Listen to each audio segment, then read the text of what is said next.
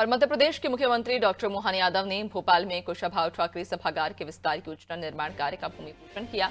इस मौके पर उन्होंने कहा कि पीएम मोदी के नेतृत्व में भारत का स्वर्णिम काल चल रहा है। भारत ने आर्थिक ताकत बनकर इंग्लैंड को पछाड़ा। उन्होंने कहा कि हमने ग्लोबल इन्वेस्ट मीट में जो घोषणा की थी उसे पूरा कर रहे हैं। यहाँ एक ऐसा कन्वेंशन सेंटर बनाएंगे जहां पर सभी तरह के बड़े आयोजन किए जा सकेंगे।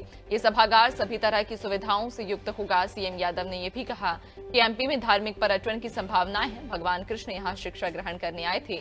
भगवान के भ्रमण स्थान को हम विकसित कर रहे हैं और पर्यटन के आधार पर भी सरकार समृद्धि चाहती है।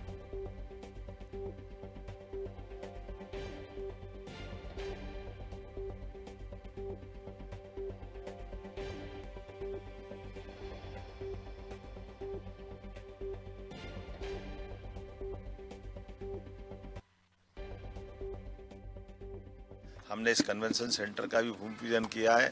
मुझे इस बात की प्रसन्नता है कि ये भूमि पूजन हमारे लिए भोपाल की जो जीआईएस हमने की थी, वो जीआईएस में हमने घोषणा की थी कि जीआईएस अभी आज की स्थिति में तो मानव संग्रहालय में करवाई थी, जिसका अस्थायी प्रबंधन किए गए थे। लेकिन आने वाले समय में जैसा हमारा ये कुशाभाऊ ठाकरे सभागार है, उसी की जैसी डिज़ाइन से मिलती जुलती लेकिन सर्व सुविधा युक्त ये पूरा कन्वेंशन सेंटर बनेगा, जिसके अलग अलग प्रकार के सारे प्रबंधन करते हुए भविष्य में सभी प्रकार के आयोजनों के लिए ये बहुत उपयुक्त स्थान रहेगा।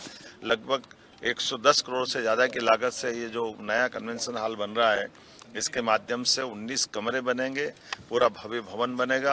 1,10,000 स्क्वायर फीट से बड़ा ये पूरा कैंपस हमें एक अलग प्रकार के गौरवशाली अतीत से भी जोड़ेगा और भविष्य की आवश्यकता की पूर्ति भी करेगा। मैं मान के चलता हूँ कि मध्य प्रदेश में पर्यटन की कई प्रकार के अलग अलग संभावना है।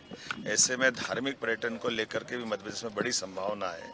ऐसे में भगवान श्री कृष्ण का गौरवशाली अतीत हमारे लिए सांदीपनि आश्रम से जुड़ता है और वो न केवल यहाँ शिक्षा ग्रहण करने आते हैं, बात के भी कार्यक्रम में कई बार मध्य प्रदेश से आए गए।